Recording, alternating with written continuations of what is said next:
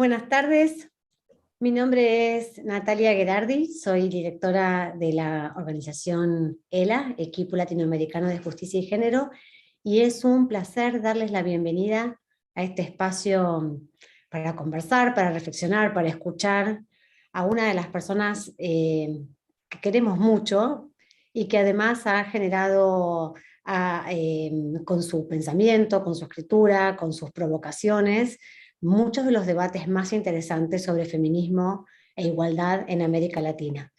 Convocamos esta actividad desde ELA, junto a la Facultad de Ciencias Sociales de la Universidad Nacional de Córdoba, al Grupo de Investigación de Derechos Sociales y Políticas Públicas de la Facultad de Derecho en la Universidad de Buenos Aires, y el Centro de Investigaciones y Estudios de Género de la UNAM en México.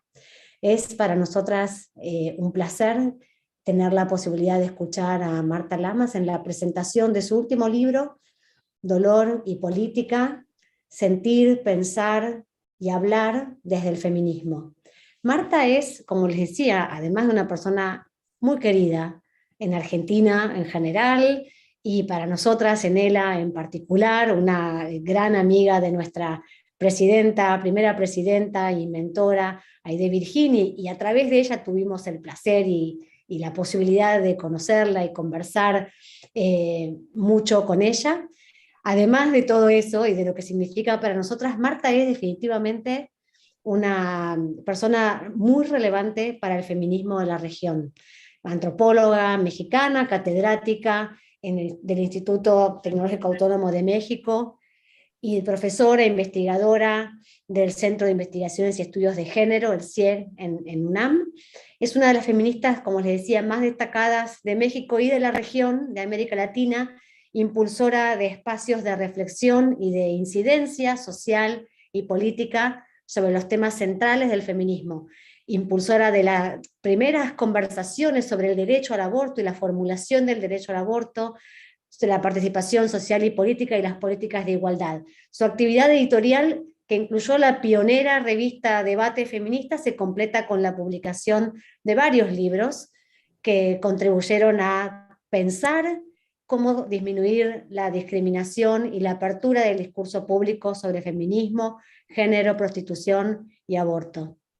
Para nosotras es un placer tener la posibilidad siempre de conversar con vos, Marta, así que muchas gracias por este tiempo que nos regalas.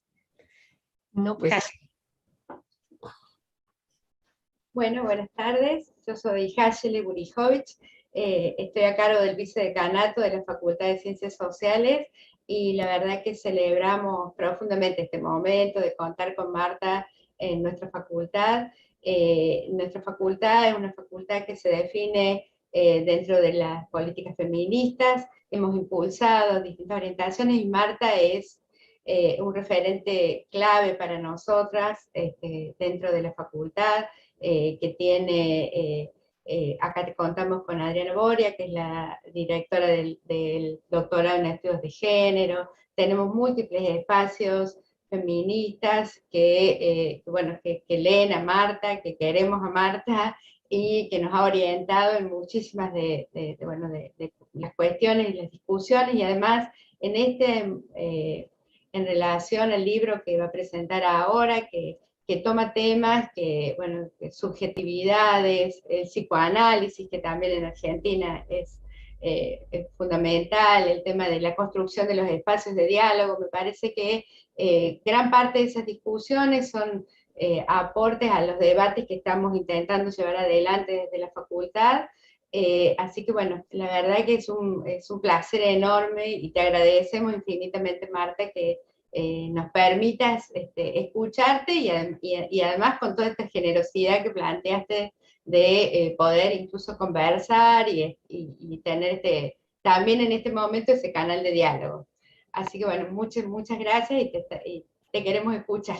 Muchas gracias. Yo realmente en México decimos, de esto pido mi limosna, ¿no? De poder hablar con compañeras feministas de este libro. El libro, voy a hablar primero de por qué lo hice y ya luego un poco voy a ir revisando los temas. y tiene que ver con el momento antes de COVID, que fue a principios del 2020. En la gran marcha del 8 de marzo del 2020, que fue una marcha en México espectacular, ¿no? Fue un momento para mí, además de mucha reivindicación personal, porque yo había estado el año anterior, en el 2019 sobre todo, y un poco del 2018, recibiendo mucho rechazo y cancelación por el libro de acoso que escribí. Fue un libro que yo escribo entre enero y julio del 2018. El Me Too, se acordarán, empieza en octubre del 2017. A mí me invitan a un programa de televisión en enero de 2018 cuando sale la Carta de las Francesas, un poco criticando al Me Too estadounidense, y en el programa comparto con una chica, una feminista muy, muy joven, que de repente dice: si yo siento que estoy acosada, es que me están acosando. Y a mí eso me impresionó muchísimo, y estuvimos hablando de eso, diciendo, bueno, pero a lo mejor la persona no tenía la intención de acosarte, aunque tú te sientas acosada. El tema de la subjetividad. Después de ese programa, yo llego a la casa y digo, bueno, realmente qué reacción tan distinta la de las francesas de las estadounidenses. Y en el libro yo intenté, digamos, de una forma de crítica cultural, demostrar cómo se había manejado el tema del acoso en Estados Unidos, cómo en Francia, lo que implicaba en términos de las batallas culturales que existen hace tiempo entre Francia y Estados Unidos. Y claro, mencionaba levemente el tema de México, diciendo, bueno, en México la situación es muy distinta. Ya me imagino a Catherine Deneuve saliendo a la calle a tomar el metro en México, lo que pasaría, en fin. Y hice una pequeña, digamos, intervención respecto a la importancia del debido proceso, ¿no? Y a lo que yo me preocupaba del punitivismo que se estaba planteando en ese momento. El libro sale en julio del 2018 y va a ser hasta abril del 2019 que en México van de alguna manera a explotar los mitos mexicanos, mitos de escritores primero, ¿no? De escritoras y mujeres que habían vivido acoso de escritores, y se llamó así, Me Too escritores, luego Me Too cineastas, Me Too de los distintos. El libro tuvo una muy mala recepción entre grupos de feministas, sobre todo muy jóvenes, y había habido, digamos, una oleada de la cual yo también hablo más adelante en este libro, de cuestiones hasta agresivas con respecto a mí, que más yo decía, bueno, sentémonos a discutir lo que está escrito en el libro, no inventen de que a mí no me importa la violencia hacia las mujeres o el acoso o lo que fuera. En la marcha del 2020 viví dos cosas. Viví por un lado este tema de muchas chicas feministas que pasaban, y bueno, soy una figura conocida, llevo 50 años siendo feminista, medio siglo, y he tenido programas de televisión y eso, entonces las personas me conocen, si quieren tomar la fotografía conmigo, ¿no? Pero también algunas chicas que cuando me veían era así como, qué horror, ahí está Marta Lamas, ¿no? Entonces, me encantó, digamos, el movimiento en la calle. Nunca habíamos tenido una marcha de más de 350,000 feministas, básicamente jóvenes, muchas portando el pañuelo verde, ¿no? Entonces, yo quedé muy emocionada, pero al mes, más o menos, mi hijo tuvo una cosa muy grande médica y tuvimos que entrar al hospital. Y estuvimos en el hospital 2 semanas y yo estaba segura que a mí me iba a dar COVID. Yo iba a las 8 de la mañana y estaba todo el día en el hospital hasta las 8 de la noche, y a las 8 de la noche llegaba otro hijo a ocuparse y quedarse a dormir con Diego, ¿no? Y durante esos 10 días yo iba como acumulando una sensación entre de frustración, de miedo y de yo tengo que contar lo que a mí me ha pasado, ¿no? Entonces salimos a 20 de abril del hospital y era el encierro absoluto de COVID, no había que ir a la universidad, hablábamos a la tienda por teléfono para que nos trajeran los víveres, en fin, fue un encierro. Y entonces, entre abril y octubre, dije, yo tengo que contar lo que me duele, o sea, he tenido, digamos, oportunidad de hacer muchos escritos sobre lo que pienso del feminismo, sobre investigaciones, etcétera, pero esta vez traía yo algo clavado, como con esta sensación de yo tengo que explicar lo que me pasó y cómo me siento y cómo creo que lo que a mí me pasó tiene una significación más allá de mi persona, tiene que ver con lo que nos está pasando en el movimiento feminista. Entonces, bueno, de abril a octubre escribí, el libro lo mandé a la editorial en octubre, tienen ellos sus tiempos de producción, etcétera, y el libro sale publicado en marzo del 2021.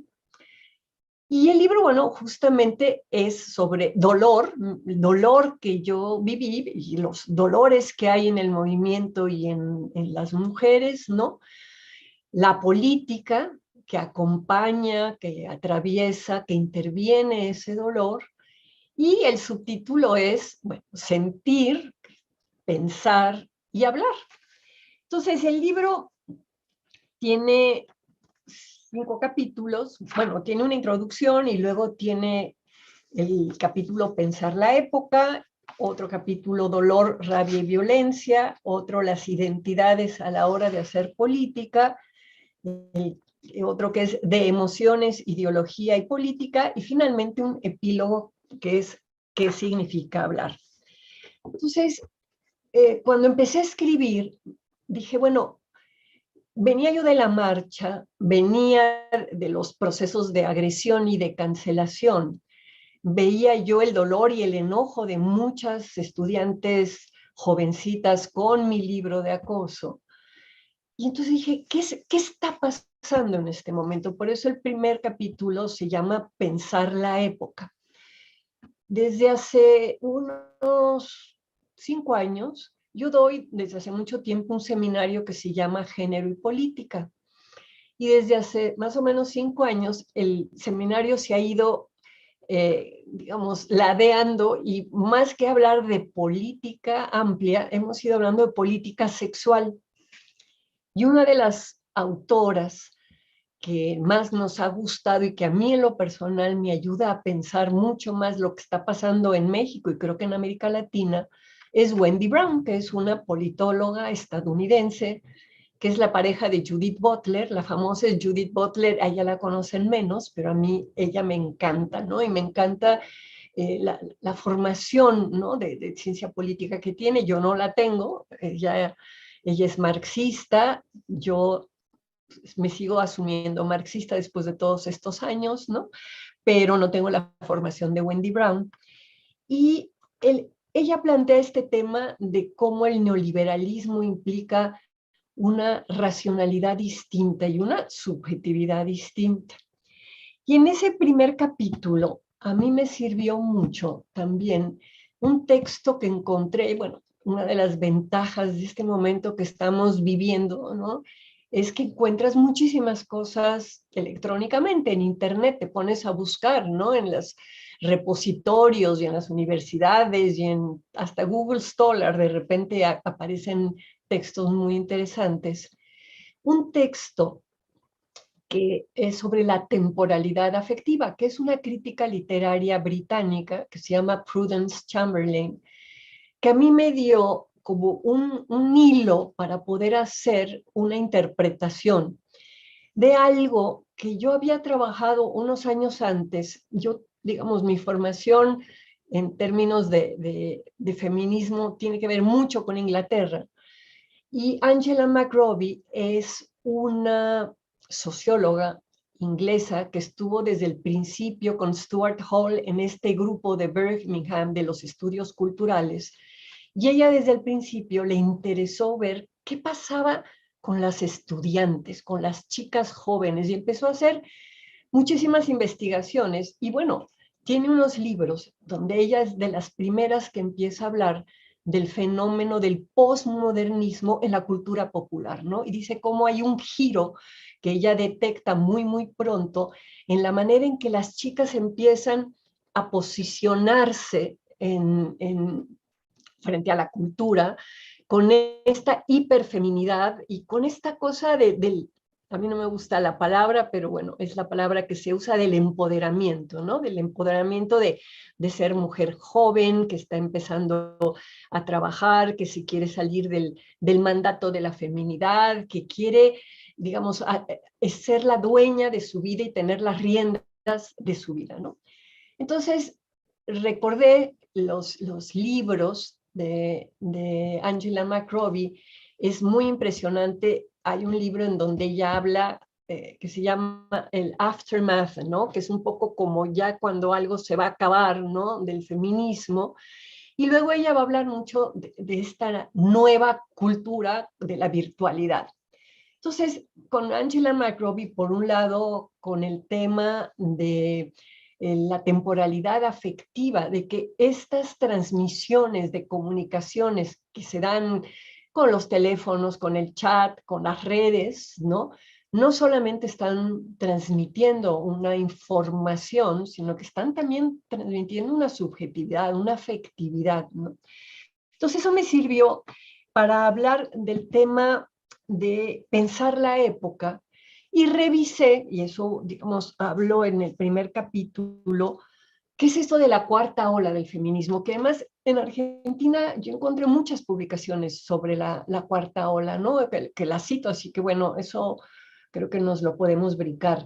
Más bien fue tratar de recuperar lo que había pasado cronológicamente para llegar a la gran marcha del 8 de marzo del 2020, y yo me fui 5 años atrás, en el 2015, en donde un grupo de feministas hace lo que se llamó la Primavera Violeta, que fue en abril, no tuvo que ver con este llamado grande de marzo, ¿no? Del Ni Una Más, sino que fue con una salida en el sentido muy mexicana, ¿no? En otra fecha, en abril, con una serie de reclamos hacia la Ciudad de México y hacia el gobierno de la Ciudad de México.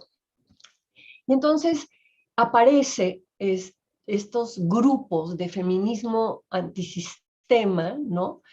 Que tienen una especificidad, digamos, en México que no la he visto, a lo mejor ustedes me dirán si también está en Argentina, de las chicas que se asumen anarquistas, que van todas tapadas con estos pasamontañas negros, o si solo se le ven los ojos, ¿no? Todas de negro, cargando mazos con los que rompen cosas, cargando unas pistolas que lanzan fuego, en fin, una cosa también muy específica de la Ciudad de México y muy llamativa.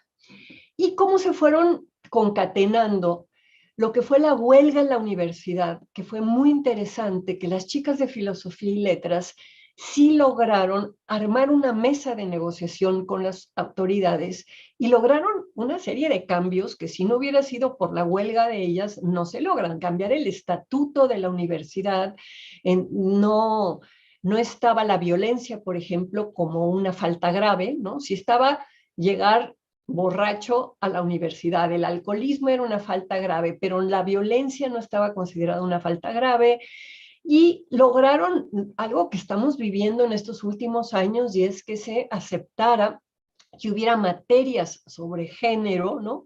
Y que las comisiones que atienden los casos de acoso, pues fueran comisiones al menos paritarias, si no es que encabezadas por una mujer feminista. Hay un evento que a mí me gustó mucho relatar, con todas las dificultades que tiene, y es que hubo una denuncia de una joven de haber sido violada por 4 policías una noche que ella llegaba de una fiesta. La denuncia, los padres la llevan a la chica a hacer la denuncia, y todo el sistema en este momento de procuración de justicia lo tiene una mujer feminista absolutamente decente, que es la fiscal Ernestina Godoy, que se le paran los pelos de punta con la denuncia y hacen una investigación muy impresionante ahora con las cámaras de dónde estaban, y está filmado la chica que llega en un Uber a 2 cuadras de su casa, el tramo que camina hasta que llega a su casa y no se ve ninguna violación. La chica ya no quiso seguir con la denuncia, se pensó que más bien la violación la había sufrido antes en la fiesta y que cuando llegó con sus padres en la madrugada le resultó más fácil decir que le habían violado policías, pero no checaba, ¿no? Que el policía tenía barba, ningún policía puede traer barba, que el asiento del policía se hacía para atrás, bueno, tienen una reja, no se puede hacer para atrás, en fin, no daba para nada la denuncia, pero la denuncia se filtra y hace que por las redes y por la temporalidad afectiva, como ha habido muchísimos casos de policías que violan y que agreden en México, eso hizo un movimiento de un grupo importante de jóvenes que llegaron a la oficina del policía a protestar, y cuando se les empezó a dar una explicación sobre esto, una de las chicas le echó lo que se llama diamantina, que es este polvo glitter en inglés, ¿no? Un polvo rosa, ¿no? Y entonces fue la noticia mediática más fuerte que ha habido, y eso fue en el 2016. Las chicas en el transcurso de que llegan a la oficina del policía, ¿no? Van a ir rompiendo cosas, ¿no? Rompiendo lo que se llama en México los paraderos, que es donde se paran las personas a tomar el autobús, ¿no? Y eso va también a generar un ambiente que hasta la fecha estamos viviendo, ¿no? De decir, bueno, las feministas son violentas, son agresivas, hay rabia, ¿no? Entonces, esa primera parte de pensar la época, que a mí el tema de la temporalidad afectiva, de la cuarta ola, que se mezcla con lo que tiene que ver con la cultura en México, ¿no? Ayer alguien me preguntaba que por qué matan tantas mujeres en México y en otros países latinoamericanos donde también matan mujeres, pero no 10 al día como ocurre acá. Y yo decía que tiene que ver justo con el tipo de cultura que tenemos y con la falta de Estado de Derecho y de a mí la ley no me importa y la vida no vale nada, en fin, una serie de cuestiones. Entonces, ese sería como el marco en el que yo quería insertar mi relato. El relato, la segunda parte ya siendo después del recorrido desde la primera marcha del 2015 hasta la del 2020, va a retomar el tema de la rabia, que a mí me parecía que era un tema que ha estado presente en las luchas feministas, no de ahorita, desde las sufragistas, pues, ¿no? Entonces, en el segundo capítulo, que se llama Dolor, Rabia y Violencia, pues yo hablaba de que no era la primera vez, ¿no? Hay toda una historia preciosa de cómo las sufragistas lucharon, ¿no? Primero tratando de convencer muy sensatamente de que era importante darles el voto, ¿no? Y luego enfurecidas cuando no se los daban, de ir a las casas de los ministros a tirar piedras, a atacarlos, ¿no? Está el ejemplo impresionante de la mujer que se avienta en un evento público cuando iba a pasar el rey y la atropellan los caballos y muere, que es una de las heroínas del sufragismo.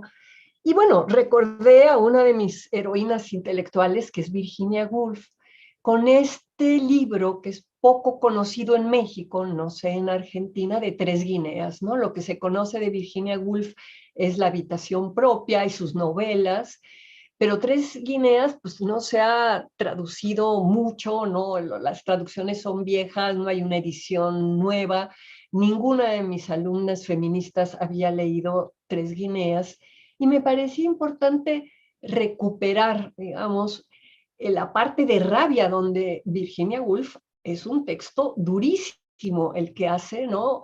Y un texto en donde le da a la rabia, le da la encausa, digamos, ¿no? Políticamente, de una manera que a mí me parece absolutamente admirable, diciendo, a ver, ustedes hombres, ¿verdad? No me vengan a decir a mi mujer que yo tengo que apoyarlos para acabar con una guerra que nosotras ni empezamos. Además, yo no siquiera soy una ciudadana con todos los derechos.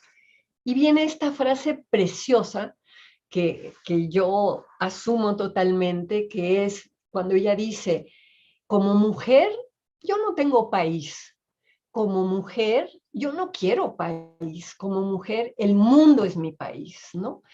Entonces, es un reclamo internacionalista que yo comparto, ¿no? Y entonces eso es de los ejemplos, pues de que la rabia puede ser encauzada productivamente. Yo leí este libro precioso de Martha Nussbaum. A mí, Martha Nussbaum, aunque la califican una pensadora liberal, a mí me gusta mucho el trabajo que hace y la manera en que ella, digamos, abreva en la cultura clásica griega los ejemplos que nos dan, ¿no? Y Martha Nussbaum tiene un conflicto con la rabia en el sentido que dice que hay que controlarla, ¿no? Y contrapuse el texto de Martha Nussbaum sobre la ira, lo traducen como la ira, en inglés es anger, que también puede ser rabia, ¿no? Con una filósofa joven británica de origen hindú que se llama Asia Srinivasan, ¿no? Amia Srinivasan, que ella hace toda una reflexión también sobre la rabia, diciendo la rabia puede ser contraproducente. Y este tema de cómo pues a las mujeres que han expresado su rabia a lo largo de la historia, pues las han visto, nos han visto como unas locas histéricas que miren, ¿no? Es decir, no se sabe ni siquiera controlar. Entonces, fue ir retomando el tema de la rabia, porque además, cuando empecé a buscar información, vi que habían salido unos bestsellers sobre la rabia, ¿no? Muy de estadounidenses, ¿no? Libros muy bestseller en el sentido de tomando algunos casos, pero sin profundizar en una reflexión político-filosófica. La reflexión que me pareció muy importante también fue la que es francesa, ahorita traigo el nombre borrado acá, dejen que la busque, sobre el tema de la legitimidad de la autodefensa, ¿no? Y que plantea cómo los grupos que han sido siempre vulnerados o discriminados, a veces el último recurso que tienen es el de la violencia, ¿no? Esta es una chica francesa y ahora sí que se me borró totalmente el nombre, pero bueno, ya aparecerá, ¿no? A ver si está por acá. ¿Ustedes no se acuerdan? No se acuerdan. Bueno. Y bueno, entre la rabia, pues retomé obviamente el performance de las tesis de Chile, que lo han de súper conocer ustedes, ¿no? Una canción de una cantante mexicana que se llama Vivir Quintana, que también es un grito de coraje, de dolor, de rabia, ¿no? Y ese fue, digamos, el capítulo en donde estaba yo tratando de analizar el tema de la rabia. Dejen que vea porque ya me preocupa que no tengo el nombre. Ninguna de ustedes lo pongo acá. Bueno, es lo que pasa cuando uno no relee los libros, ¿verdad? Yo estoy hablando de memoria, pero bueno, ya me acordaré. Luego, el otro capítulo, que ese capítulo sí le debe mucho a nuestra querida Aide Virgin, el de las identidades a la hora de hacer política, y le debe en dos sentidos, ¿no? En que a través de Aide conocí a Benjamín Arditi, que me parece que su reflexión sobre la política en los bordes del neoliberalismo es impresionante y lo que hace con el tema de las identidades y lo que la propia Aide planteaba con las fronteras identitarias, ¿no? Aide, con la que fui a los encuentros feministas, ¿no? Decía claramente, bueno, yo no fui más que a 2, ella fue a muchos más que yo, ella decía que muchas veces las feministas tomaban partido no tanto por las ideas que se estaban expresando, sino por las identidades de quienes las expresaban, ¿no? Y entonces se decía el grupo de fulanita versus el grupo de menganita, y no la posición política esta versus la otra posición política.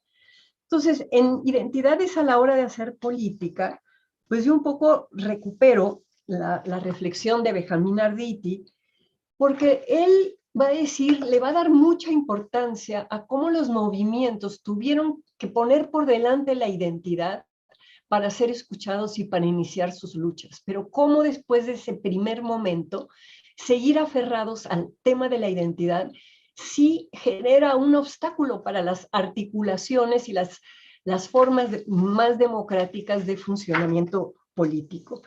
En esta parte también, junto a las fronteras identitarias, retomo el concepto de la razón arrogante que desarrolla Carlos Pereda, un filósofo uruguayo radicado en México, ¿no?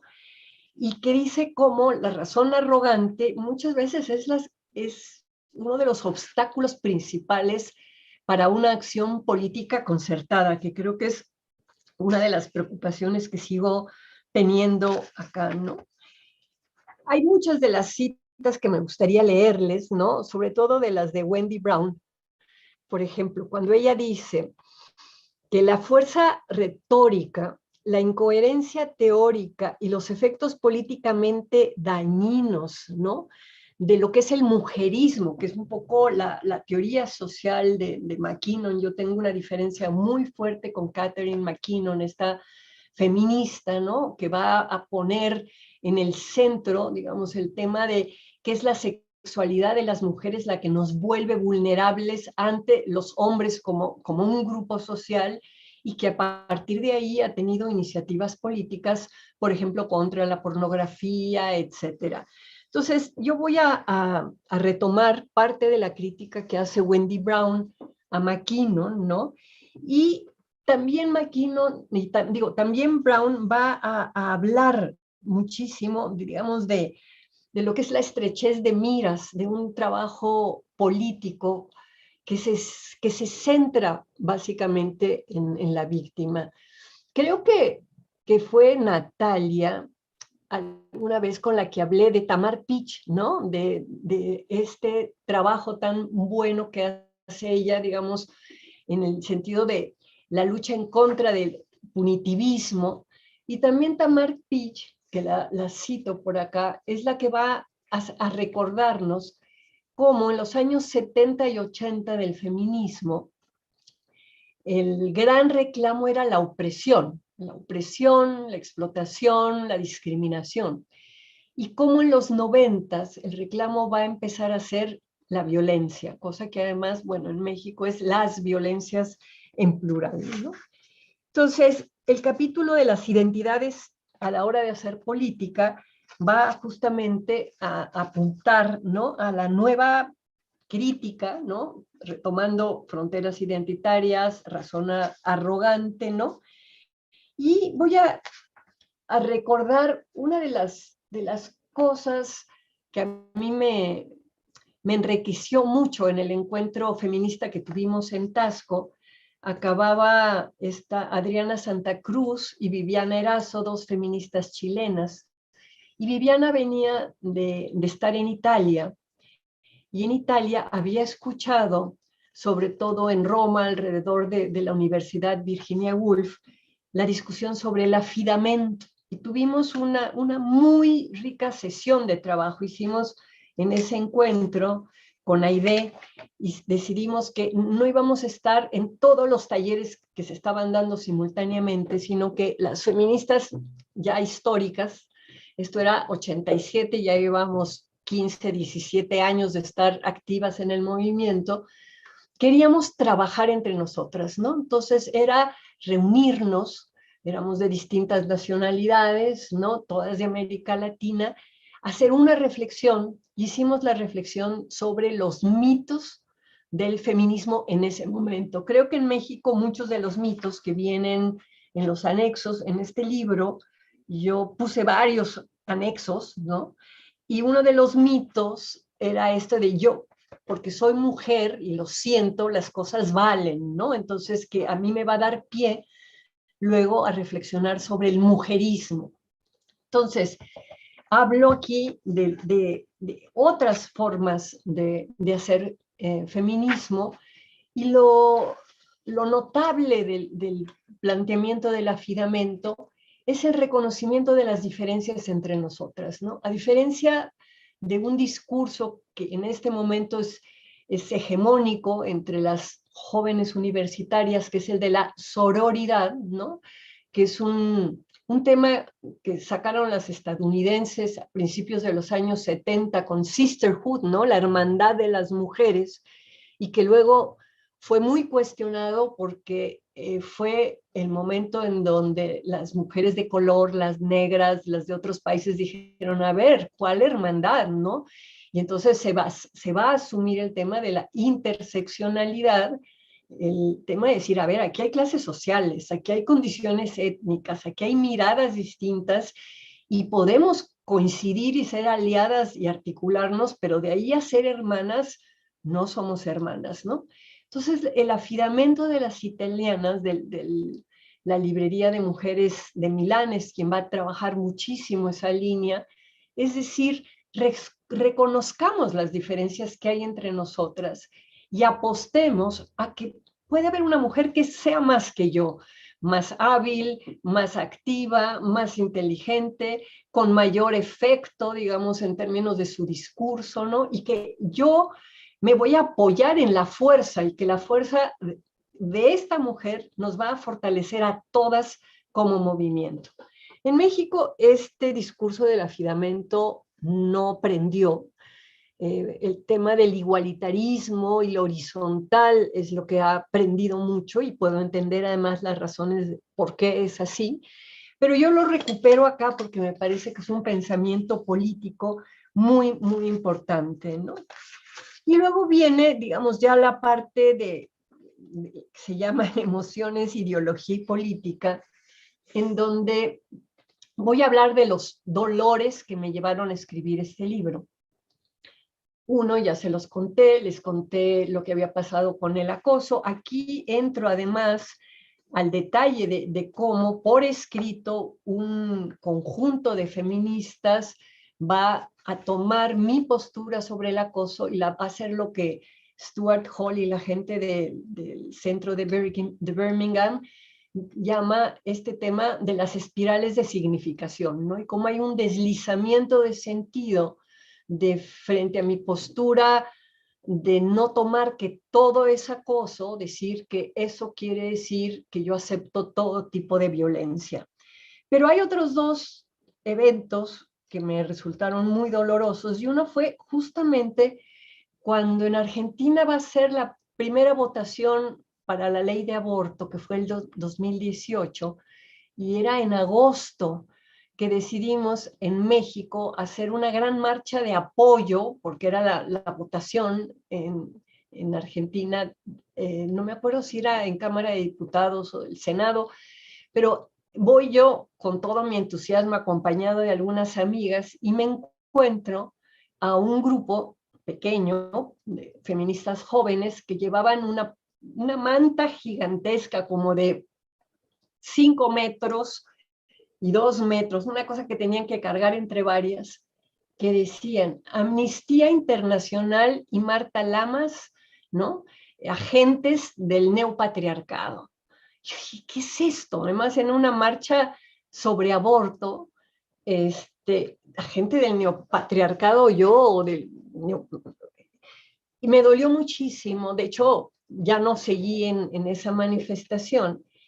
Y luego, unos meses después, vi a las mismas chicas en una sesión de trabajo, en una delegación, ¿no? En un tema de trata, y también ahí venía una cosa más chistosa que decía también Marta Lamas, agente del neopatriarcado, la mismo fuera del feminismo. Ahí fue donde supe que existía la mismo, ¿no? Fuera del feminismo. Y ahí fue donde me di cuenta, me cayó el 20, esta expresión mexicana que tiene que ver cuando los teléfonos públicos había que meter una moneda de 20 centavos y se hacía la comunicación, ¿no? Y que es la manera mexicana en decir el insight, ¿no? El momento en que se te aclara algo. Y me di cuenta el vínculo que se estaba haciendo entre mi postura respecto a defender los derechos de las trabajadoras sexuales, ya que eso, de nuevo, se recorría y me volvía yo una agente del patriarcado.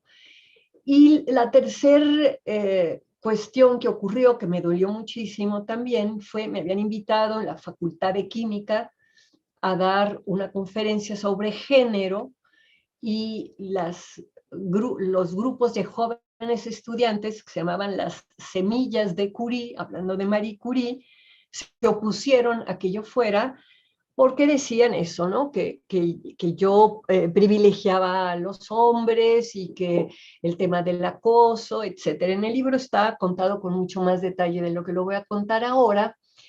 Y eso tuvo que ver con que hace 5 años, cuando yo cumplí 70, en el seminario que estoy, me quisieron hacer una especie de homenaje. Yo me negué, pero no hubo forma. Y de todas maneras, la amiga Raquel Serur, que era en ese momento la coordinadora, pensó en hacer algo distinto, que era, en vez de el típico homenaje en donde van y cantan tus loas, invitar a los amigos varones que habían sido mis aliados en distintas causas a que hablaran. Entonces, una sesión de trabajo en donde habían 8 hombres, ¿no?, que iban a contar cómo ellos se habían involucrado con el feminismo, con las causas y demás. Y esto generó también un ataque impresionante, ¿no?, en las redes, porque era como, ¿cómo se va a hacer un evento feminista solo con hombres, ¿no? Hubo que salir a dar explicaciones, etcétera. Bueno, hasta en los periódicos, en The Guardian, salió una cosa de que la Universidad Nacional hacía un evento feminista sin mujeres, se malinterpretó. Y todo eso, digamos, regreso a la discusión sobre la temporalidad afectiva hacia esta corriente, digamos, de feministas muy jóvenes que habían vivido como una herida, pues mis posturas sobre el acoso, sobre el trabajo sexual, sobre mi vínculo con los hombres, y el tema del separatismo, que está muy fuerte entre las chicas jóvenes, ¿no? Mucho más fuerte de lo que estuvo entre las feministas de mi edad. No sé ni cómo andamos de tiempo, pero bueno. Y bueno, finalmente, digamos, en esa parte yo voy a hacer mi explicación con respecto a mi postura con el trabajo sexual.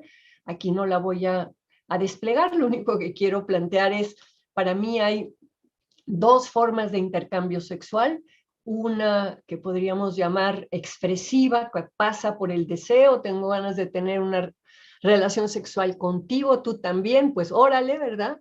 Y una relación instrumental en donde, tú quieres sexo conmigo, pues me das algo a cambio. Y el algo a cambio es una cena, un viaje, un anillo de compromiso o dinero.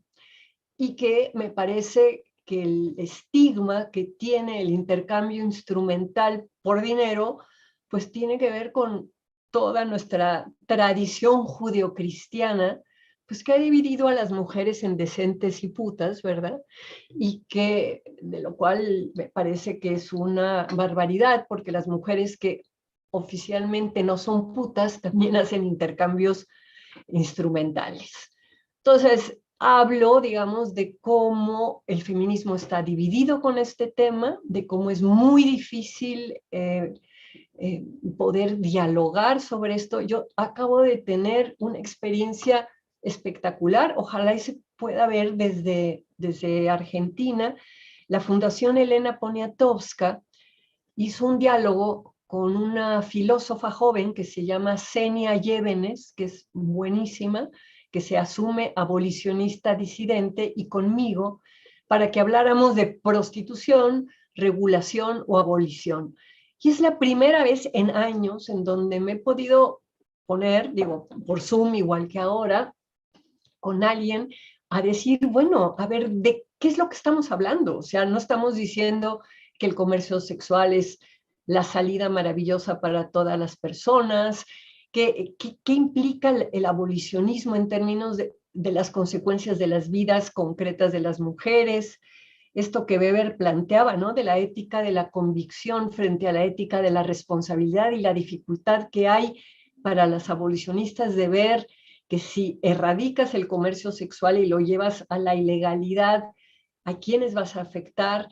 Estuvo genial. Entonces, no sé si se meten a la página de la Fundación de Elena Poniatowska y les interesa verlo. Para mí fue muy gratificante eso y creo que se está abriendo una posibilidad de diálogo con posturas distintas. De hecho, con Dora Barrancos tuve, digamos, el otro día también una mini discusión y vamos a coincidir en un evento de Claxo dentro de un mes más o menos y supongo que el tema volverá a salir, ¿no? Y bueno, para ir cerrando el epílogo de qué significa hablar, bueno, ya en esa parte lo que yo ya quería era como ir cerrando con mis posiciones, ¿no? Es decir, ¿qué significa hablar en el contexto que hay ahorita de México de violencia? ¿Qué significa hablar, digamos, de cómo hacer una política no violenta?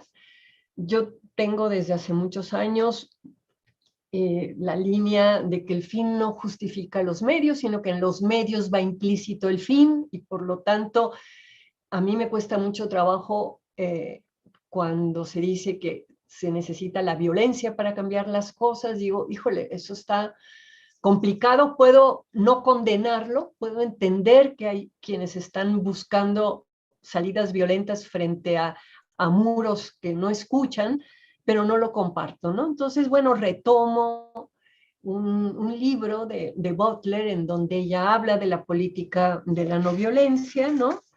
Luego aprovecho porque, bueno, no lo dije al principio, y es el momento a lo mejor de decirlo, el libro está dedicado a Jesusa Rodríguez y Liliana Felipe, que es una pareja, bueno, a Liliana Felipe yo creo que todo el mundo en Argentina la conoce, a lo mejor a Jesusa menos, es el matrimonio mejor, más largo de entre todos mis conocidos, ¿no?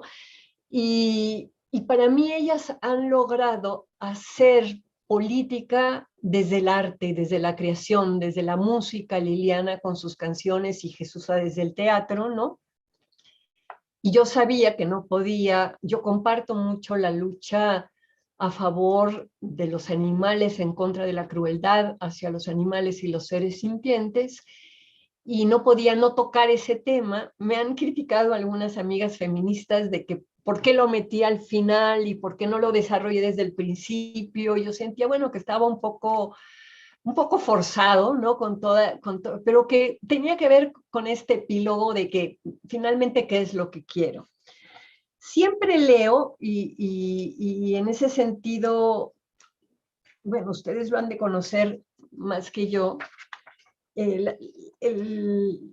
lo que hizo la Asociación de Historiadoras Argentinas, el número sobre feminismo crítico, que tiene un párrafo que a mí me fascinó, pues, ¿no? Y que lo retomo. Y bueno, estoy viendo que todo el libro está entrecruzado con mi acercamiento al psicoanálisis. Yo, digamos, no soy psicoanalista, he estudiado un poco de psicoanálisis, me inhibe un poco frente a argentinas hablar de psicoanálisis, pero a lo largo del libro intento, ¿no? Es decir, ir mostrando lo que he aprendido del psicoanálisis, ¿no? Y entonces Silvia Bleichmar tiene este tema tan bueno, ¿no? Y me gustaría, no sé si, digo, aunque supongo que habrá personas que están viendo esta transmisión, sí me gustaría leer el párrafo de este boletín de la Asociación Argentina para la Investigación en Historia de las Mujeres, ¿no? Donde Agustina Cepeda y Débora D'Antonio plantean, ¿no? El feminismo crítico y dicen, es un feminismo en continuo aprendizaje y tránsito, un feminismo que entiende las dificultades de un nosotres en el ámbito sindical, un feminismo que debe estar en estado de alerta frente a las argumentaciones neobiologicistas y punitivistas que excluyen identidades en lugar de potenciar consignas, y también un feminismo rebelde, solidario y poético que asume la responsabilidad de hacer oír su voz con el firme propósito de que todos podamos vivir vidas menos precarias. Y a mí me parece que esa definición de feminismo crítico es una súper aportación. Yo, digamos, a partir de haber conocido este texto, que por cierto me lo acercó Mariana Palumbo, una socióloga argentina también, que estuvo aquí un tiempo en México, ¿no? Y yo me sumo de esta corriente del feminismo crítico. Y llevo casi una hora hablando, como merolico decimos en México, sin parar.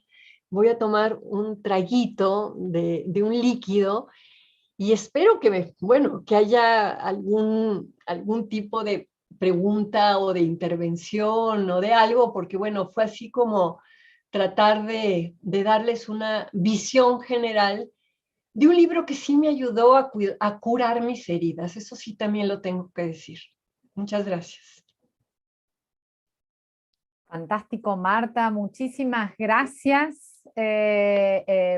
por todo. En primer lugar, bueno, soy Laura Pautasi de ELA y del Grupo Interdisciplinario de Derechos Sociales y Políticas Públicas, y quiero agradecerle muchísimo a Marta por esta generosidad, y hay muchísimas virtudes tuyas que podría destacar y no terminar más. Pero la primera quiero destacar, y sobre todo, si tenemos quienes nos están siguiendo y para utilizarlo esto en clases, tu valor pedagógico. Cada una de tus afirmaciones está fundamentado en un fino relevamiento bibliográfico, y eso creo que es un gran mensaje para iniciar lo que vos en el epílogo decís, qué significa hablar, o para qué hablamos. Y creo que esto es un aprendizaje para este diálogo intergeneracional, que creo que además de curar tus heridas, y celebramos profundamente que esta escritura haya seguido, y creo que eso también es un efecto performativo del libro, creo que esa fundamentación es un gran mensaje, al menos aquí que estamos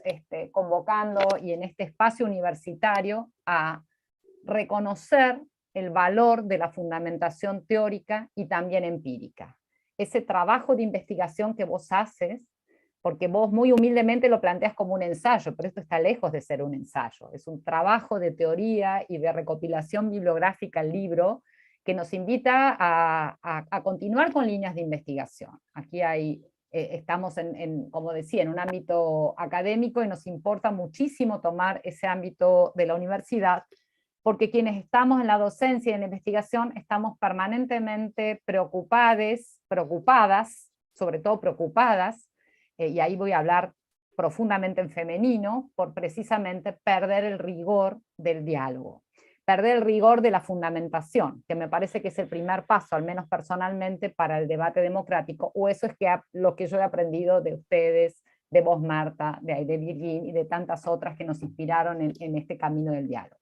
Entonces, agradecerte profundamente por permitirnos, y por tu honestidad en plantear cuál ha sido el debate, cuál ha sido en estos momentos de profunda, como tal cual vos lo has dicho, de cancelación y demás, pero además también asumo yo de momento de inflexión muy fuerte. No quiero llamar crisis, porque por otro lado el movimiento está en expansión, como quizás no lo habíamos visto antes, y hay una masividad que no es menor, y que es para celebrar, y es para celebrar también las distintas, la cuarta ola, en lo que vos planteaste muy claramente, la revolución de las hijas, y tantas otras denominaciones, arte, cultura y demás que están dando. Pero me parece que ahí hay un punto muy importante, y ahí voy a leer primero dos de las preguntas. Llamo a quienes nos están siguiendo en la transmisión, que si quieren hacer preguntas, y aprovechar esta enorme generosidad de Marta para escucharnos y abrir este debate. La primera pregunta que nos acercan desde quienes están siguiendo la transmisión es la siguiente: ¿es diferente el dolor del golpe cuando viene desde el movimiento feminista que cuando viene por fuera del movimiento? Ah, claro, muchísimo. Piensen que, bueno, en la lucha por legalizar el aborto en México, la cantidad de golpes que me dieron, y de amenazas y de cosas, y se me resbalaban. O sea, me podían decir asesina, me podían decir lo que fuera, pero eran los adversarios, ¿no? Incluso, digo, hasta enemigos como la gente de Provida, los periódicos, pero eso nunca me dolió ni me importó. El hecho de que fueran feministas, sí, o sea, fue algo que me costó mucho trabajo elaborarlo, ¿no? La siguiente, que es una pregunta, reflexión, es ¿qué reto como movimiento? Evitar tensiones y conflictos. Es doloroso caminar y movernos en las contradicciones. ¿Cómo sostener con dignidad esas tensiones que nos estás narrando? Y una siguiente, que es de Alejandra Domínguez, que está aquí con nosotras. ¿Qué reflexión haces en torno a la tensión feminismo, igualdad, mujeres y feminismos? Tensión feminismo igual, mujeres y feminismos incluye mujeres lesbianas trans. ¿Cuál es el sujeto político del feminismo hoy? Es un ser humano el sujeto político del feminismo hoy, independientemente del cuerpo que tenga, de la identidad que tenga. Para mí es una postura política, una visión y una práctica para lograr la emancipación. Sí, en México también hay una división. Piensen que México tiene la frontera con Estados Unidos y que tenemos muchísima influencia de lo que está pasando en Estados Unidos, ¿no? Entonces el tema trans es un tema que está dividiendo a las feministas, ¿no? No sé si supieron, pero hace 2 semanas o 3 hubo una mesa en donde vino, bueno, fue por Zoom, Amelia Valcárcel, Marcela Lagarde y 2 o 3 otras feministas, ¿no? Con esta discusión sobre el borramiento de las mujeres, ¿no? Y acá, bueno, digamos, mi postura es que qué bueno el borramiento de las mujeres y de los hombres, ¿no? O sea, de estas dos categorías, que esas son con las que hay la posibilidad de identificarse en la cultura, en este modelo binario, y reconocer que hay muchas maneras de ser mujer, muchas maneras de ser hombre, y muchas maneras de ser un ser humano sin tener que asumir una de estas dos identidades, ¿no? Entonces sí lo estamos viviendo. Ahí no hay esta división generacional tan fuerte como la veo, por ejemplo, con el tema del trabajo sexual. Aquí sí veo muchos grupos de chicas jóvenes que están a favor de las mujeres trans, ¿no? En el tema del trabajo sexual sí veo que la mayoría de las jóvenes se asumen abolicionistas y que, digamos, las voces que hablamos a favor de los derechos de las trabajadoras ya somos de la tercera edad, ¿no? En cambio, en el tema trans, ahí está mucho más cruzado. En México, por lo menos, hay muchos grupos de jóvenes que apoyan a las mujeres trans, que están con este tema de las identidades y la sexualidad de manera muy, muy distinta, ¿no? Sí, y sí, la tensión es fuerte, y creo allí que en términos académicos, puesto que estamos ahorita con muchas académicas, ¿no? La importancia de regresar a esta reflexión sobre la diferencia sexual, ¿no? Hay en filosofía, los británicos de nuevo, que es mi fuente, ¿no? La teoría del realismo crítico, hay una tendencia, ¿no? Critical realism, que hablan de la importancia de la materialidad del sexo, ¿no? Y yo pensaba también en el psicoanálisis como la diferencia sexual no solo es la materialidad de la diferencia sexual, sino esa construcción imaginaria de la diferencia sexual.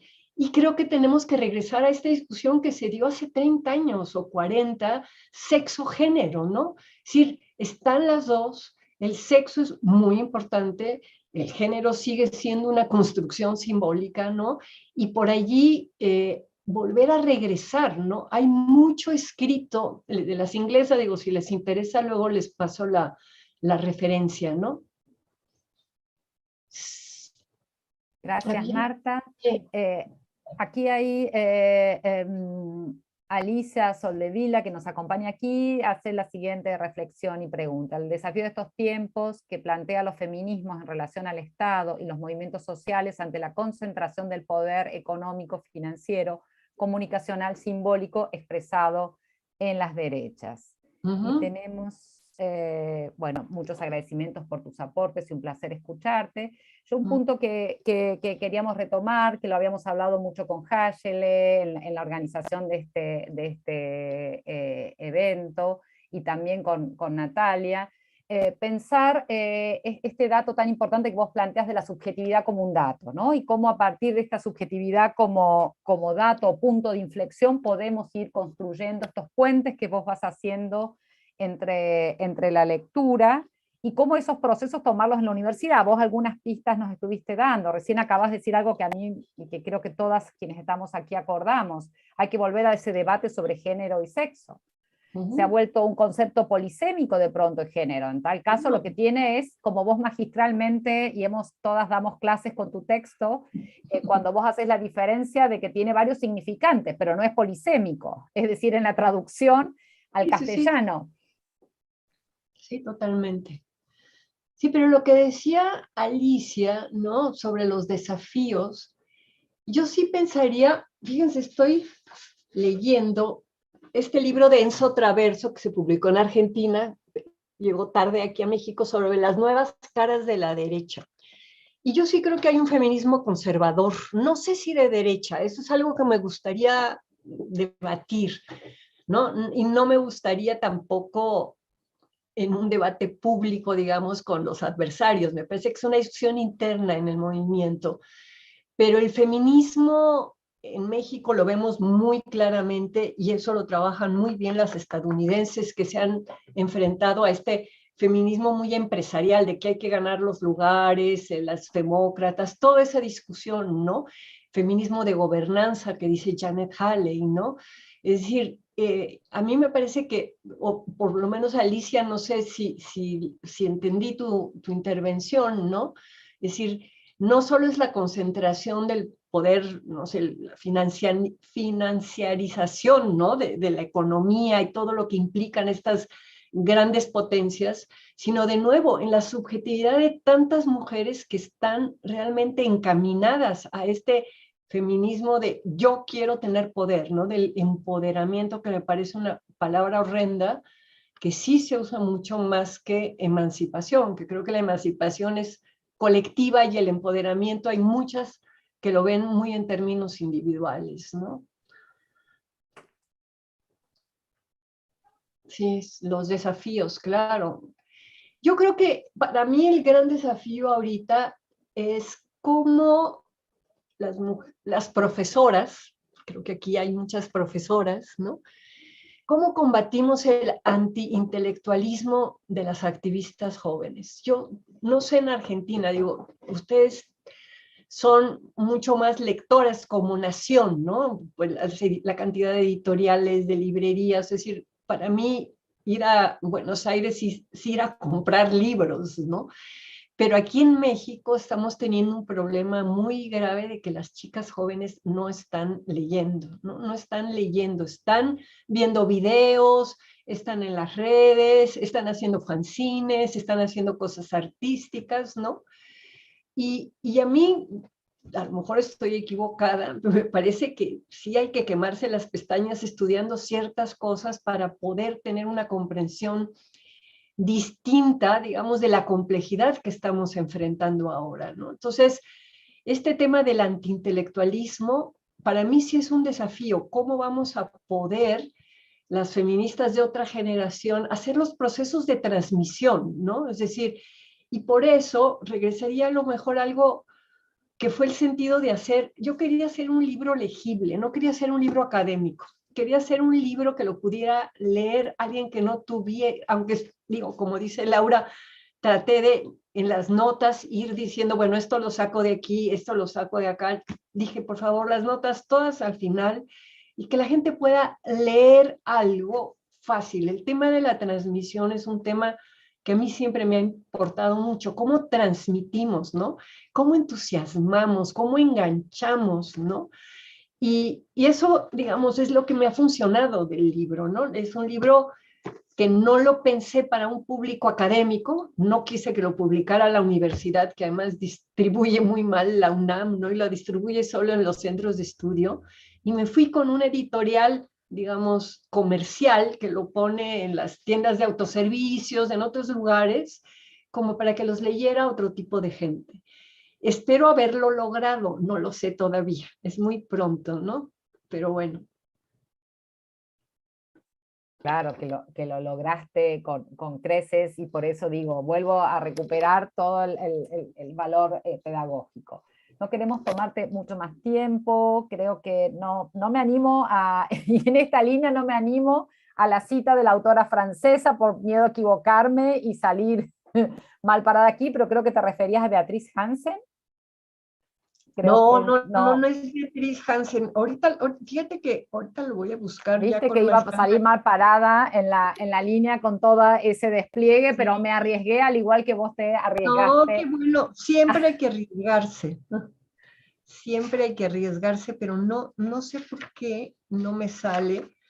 Pero digo, podría ir corriendo a mi cuarto y sé dónde lo tengo guardado, pero para no salirme de acá, que busque, porque tiene que estar por acá. Bueno. Aquí está, Elsa Dorlin. Ah, ok. Elsa Dorlin, sí, o sea, no es posible de que no. Claro, ella tiene un libro que se llama Autodefensa, una filosofía política de la violencia, ¿no? Y ahí también ella cuenta de las sufragistas, ¿no? De cómo hicieron sus grupos de choque. Tenían un grupo de lo que en México llamamos guaruras, que son estos cuidadores de los políticos, ¿no? Que van atrás de ellos, y las sufragistas en Inglaterra hicieron un grupo de choque, además con entrenamiento en serio, pues, ¿no? Pero cuenta muchas cosas, no solamente eso, yo retomo esa parte de ella, pues, ¿no? Era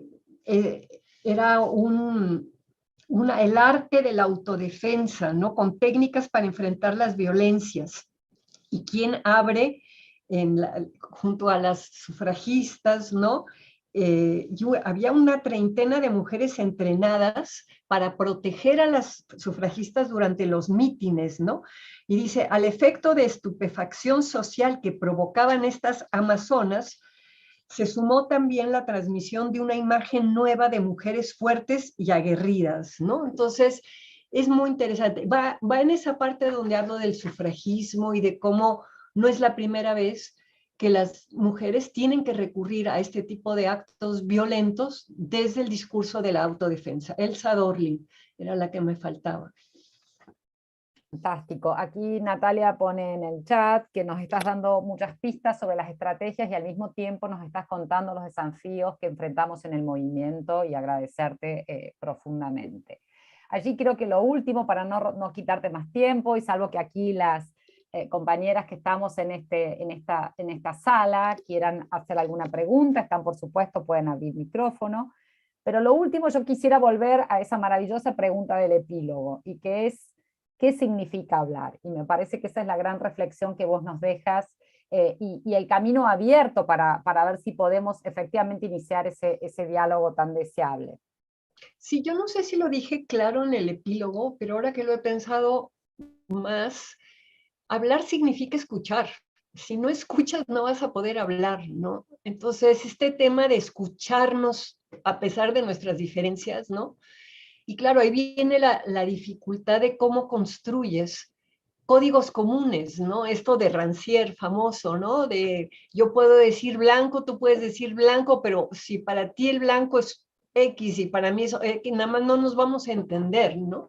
Entonces, yo creo que sí, que hablar va junto a escuchar, ¿no? Entonces, pues por ahí, ojalá y tengamos todavía el tiempo de vida para ir articulando, ¿no?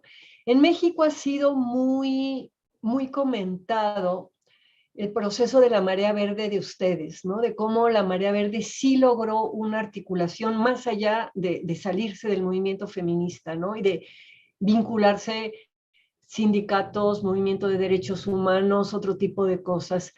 Es un modelo que aquí hemos discutido muchísimo de la dificultad, ¿no? Y que creo que tiene que ver pues, con las historias políticas, ¿no? Es decir, ustedes el tipo de dictadura que vivieron, brutal, ¿no? Con un costo brutal. Nosotros vivimos una dictadura de otro tipo, también con un costo brutal, ¿no? En miles de muertos por esta guerra del narco y de la violencia, ¿no?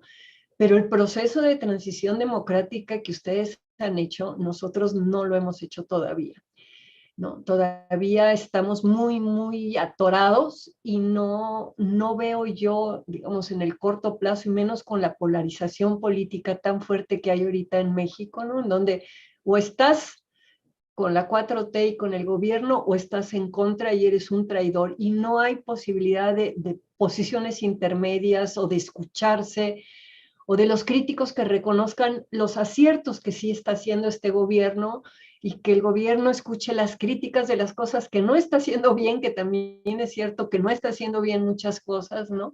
Entonces ahorita estamos ni siquiera en un diálogo de sordos, no hay diálogo, ¿no? Hay una polarización horrible. Entonces, bueno, para mí es un remanso poder estar entre feministas y hablar de otras cosas, pero el contexto es un contexto complicado. Ahora, también da mucho gusto ver lo que acaba de pasar en Chile, ¿no? Con Boric, ¿no? Así, de repente vamos viendo que los cambios pues están empezando a dar, ¿no? Vamos a ver cómo sigue esto. Centroamérica es la gran herida ahorita, ¿no? Lo que ocurre en Centroamérica. Sí. María Nieves, que pone una cosita diciendo, el nuevo gobierno joven, ¿no? Claro, que se identifica como feminista, ¿sí? Y además, no es que se identifique en términos nominativos, sino que viene del feminismo, ¿no? De una práctica feminista, ¿no? No, va a estar buenísimo. Ay, Yashe le pregunta si ha habido respuesta de grupos feministas a la cancelación. Empieza a ver. Así, saben que ha sido muy interesante, y eso ha sido el tema de las trans, con el discurso este del borramiento de las mujeres y del tema trans. Me han buscado medios de comunicación para que yo opine, y bueno, yo opino esto de que, bueno, una cosa es ser hembra y que las hembras pueden asumir la identidad de mujer o la identidad de hombre, ¿no? Aquí tenemos también a la Suprema Corte hablando en los términos en que ustedes hicieron la ley de personas gestantes, ¿por qué personas gestantes? Toda esa discusión, ¿no? Y el otro día me pasaron un tuit de una chica joven en donde decía, creo que nos equivocamos con Marta Lamas porque ahora les gusta mi posición con respecto a lo de las mujeres trans, ¿no? Entonces ya algunas ya me van a dejar de cancelar y van a empezar a escuchar. Esos son los caminos de diversificar los temas, ¿no? Así se está dando. Bueno. Fantástico, fantástico, Marta. Muchísimas gracias por este maravilloso encuentro, por este diálogo de las instituciones que organizamos y hemos podido hacer posible, en primer lugar por tu generosidad, pero también desde el Centro de Investigaciones y Estudios de Género de tu universidad, la Universidad Nacional Autónoma de México, la Facultad de Ciencias Sociales de la Universidad Nacional de Córdoba, el equipo latinoamericano de Justicia y Género y el grupo interdisciplinario de Derechos Sociales y Políticas Públicas de la Facultad de Derecho de la Universidad de Buenos Aires. Así que ha sido un placer enorme. Esta conversación va a quedar grabada y después luego la podemos compartir en las redes para que sea, ojalá, lo mismo que el libro, material de estudio, de lectura, pero sobre todo de esta invitación que nos dice Marta, qué significa hablar, y tenemos que empezar a escuchar. Así que ojalá en estas dos claves podamos seguir encontrándonos, y sobre todo en el caso de Argentina, que este año tiene un año intenso de debates, y seguramente estas reflexiones nos van a ayudar muchísimo al movimiento feminista, a la universidad, a la academia y a muchas otras instancias que seguramente vamos a compartir. Así que muy agradecidas, Marta, por este espacio. Agradecida soy yo, Laura, Natalia, Yashele, Alicia, Alejandra, Adriana, María Nieves, el equipo de ELA. Dios. Cariños. Muchas gracias, hasta pronto. Muchas gracias, Marta Lamas. Brillante como siempre. Gracias. Un placer escucharte, Marta, gracias. Gracias. Gracias.